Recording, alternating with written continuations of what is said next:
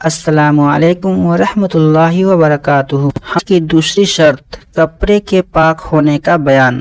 سوال: کپڑے پاک ہونے سے کیا مطلب ہے؟ جواب: جو کپڑے نماز پڑھنے والے کے بدن پر ہو، جیسے کرتا پاجامہ، ٹوپی، امامہ یعنی پگڑی، اچکن وغیرہ، اس سب کا پاک ہونا ضروری ہے۔ یعنی ان میں سے کسی پر نجاست غلیظہ یعنی گاڑھے بدن والی ناپاکی کا 1 درہم یعنی 54 کے برابر گول سکہ سے زیادہ نہ ہونا، اور نجاست خفیفہ یعنی پتلے بدن والی ناپاکی کا 1/4 کپڑے تک نہ پہنچنا نماز جائز ہونے کے لیے شرط ہے۔ بس اگر نجاست غلیظہ 1 درہم یا اس سے کم اور نجاست خفیفہ 1/4 کپڑے سے کم لگی ہو تو نماز ہو جائے گی، لیکن مکروہ ہوگی۔ سوال: اگر امامہ یعنی پگڑی کا ایک کنارہ ناپاک ہے مگر نماز پڑھنے والے نے اس کنارے کو الگ کر دیا، دوسرے کنارے سے آدھا امامہ باندھ لیا تو نماز ہو جائے گی یا نہیں؟ جواب: جو کپڑا نمازی کے بدن سے ایسا تعلق رکھتا ہو کہ اس کے ہلنے جلنے سے وہ بھی ہلے جلے، ایسے کپڑے کا پاک ہونا شرط ہے۔ اس لیے اس صورت میں نماز نہ ہوگی، کیونکہ نمازی کے ہلنے سے امامہ ضرور ہلے گا۔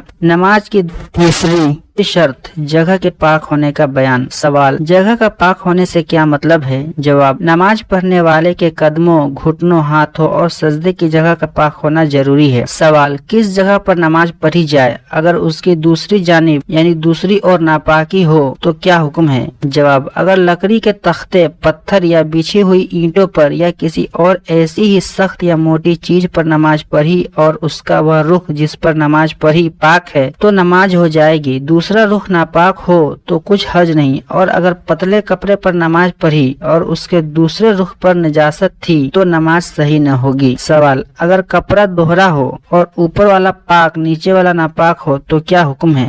جواب: اگر یہ دونوں آپس میں سلے ہوئے نہ ہوں اور اوپر والا اتنا موٹا ہو کہ نیچے کی ناپاکی کی بو یا رنگ معلوم نہ ہو تو نماز جائز ہے، اور اگر دونوں تہیں کپڑے کی سلی ہوئی ہے تو احتیاط یہ ہے کہ اس پر نماز نہ پڑھے۔ سوال: ناپاک زمین، کپڑے یا فرش پر پاک کپڑا بچھا کر نماز پڑھ لے تو کیا حکم ہے؟ جواب: جبکہ اوپر والے کپڑے میں نیچے کی نجاست کی بو یا رنگ ظاہر نہ ہو تو نماز جائز ہے۔ سوال: اگر نماز کی جگہ پاک ہے لیکن کہیں آس پاس نجاست ہے اور اس کی بو نماز میں آتی ہے تو نماز ہوگی یا نہیں؟ جواب: نماز ہو جائے گی، لیکن جان بوجھ کر ایسی جگہ نماز پڑھنا اچھا نہیں۔ نماز کی چوتھی شرط سطر چھپانے کا بیان۔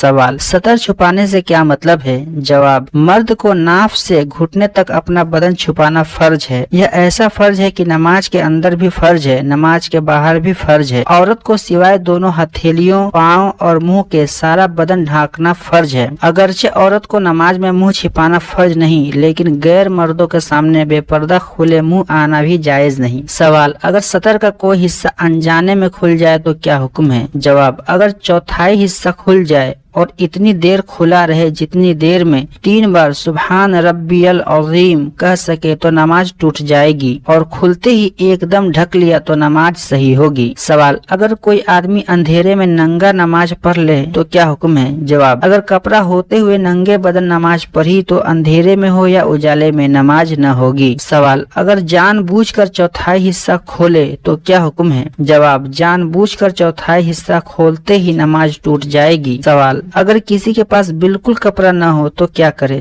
جواب: اگر کسی طرح کا کپڑا نہ ہو تو کسی اور چیز سے بدن ڈھانکے، جیسے پیروں کے پتے یا ٹاٹ وغیرہ، اور جب کچھ بھی سطر ڈھانکنے کو نہ ملے تو ننگا نماز پڑھ لے، لیکن اس حالت میں بیٹھ کر نماز پڑھنا اور رکوع اور سجدے کو اشارے سے ادا کرنا زیادہ اچھا ہے۔ اللہ تعالی ہم سب کو علم سیکھنے، سمجھنے اور اس پر عمل کرنے کی توفیق نصیب فرمائے، آمین۔ السلام علیکم ورحمۃ اللہ وبرکاتہ۔